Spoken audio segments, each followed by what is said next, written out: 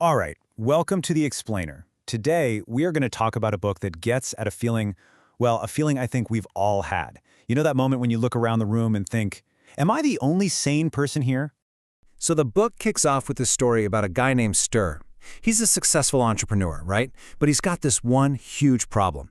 He is absolutely convinced, like 100%, that every single person who works for him is a complete and utter fool, an idiot. I mean, have you ever been there? You're trying to explain something to a coworker, maybe even your partner, and you think you're being crystal clear, but they just look back at you with this blank stare, like you're speaking a different language. Okay, so this feeling, this total frustration, is really the core of the whole book. But here's the twist from the author, Thomas Erikson. He says the problem isn't that everyone's an idiot. Nope. The real issue? It's a massive breakdown in communication. See, the big idea here is that people aren't trying to be difficult. It's not that they're idiots, it's that we're all communicating on completely different frequencies. It's like you're broadcasting on FM radio and they're listening on AM. Of course it's not going to work. Everything you say gets filtered through their own personal lens. So, what do we do about it? Well, the book offers a solution.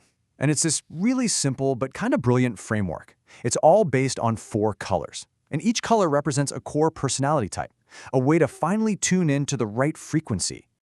Yeah, you can think of it like a decoder ring for people. And look, this isn't about slapping labels on everyone or shoving them into boxes. Not at all. It's about getting a handle on why people do what they do so we can actually, connect with them. All right, first up, let's talk about the extroverts, the go-getters.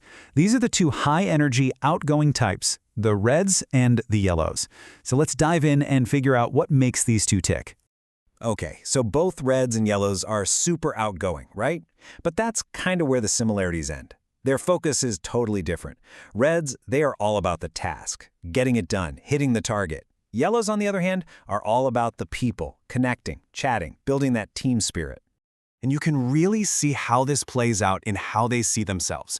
The Reds' whole world is about driving towards that finish line. They're the ones making snap decisions, taking charge, and pushing forward. Meanwhile, the Yellow is over there rallying the troops, building morale, and making sure everyone's having a good time and feeling energized. So, when you're dealing with a red, think fast, think efficient, get right to the point. They don't have time for small talk. They respect action and results. But, and this is a big but, that same drive can be a huge blind spot.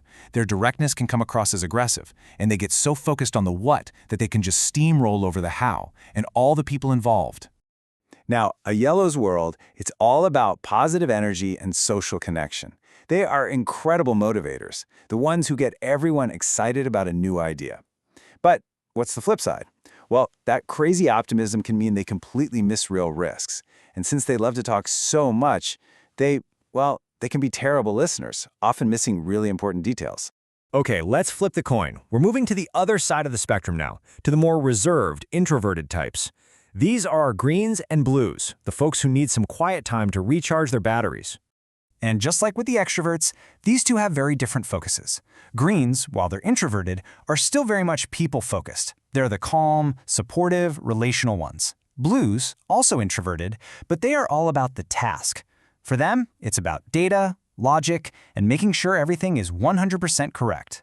Agreeing is like the bedrock of any group. They're the ones keeping things stable, making sure everyone feels heard, and avoiding drama.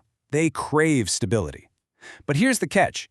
That deep, deep need to avoid conflict can make them really indecisive.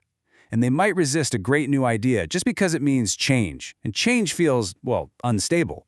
And then we have the blues. Oh, the blues are the perfectionists. They need all the facts, all the data, all the details. They are the person who will actually read the terms and conditions. But their blind spot? That need for perfection can lead to what you might call analysis paralysis. They get so buried in the details that they never actually do anything. And their reliance on pure logic can make them seem kind of cold or like they just don't care about feelings. Okay, so we've got these 4 colors. What now? How do we actually use this stuff? Well, the point isn't to change who you are. The key is to adapt your style. Real communication, the kind that actually works, happens on the listener's terms. You got to learn to speak their language. And just look at this. It lays it all out. The needs are completely different, right? If you go to a red and try to talk about your feelings, they're just going to stare at you. But for a green, that's the perfect way to connect.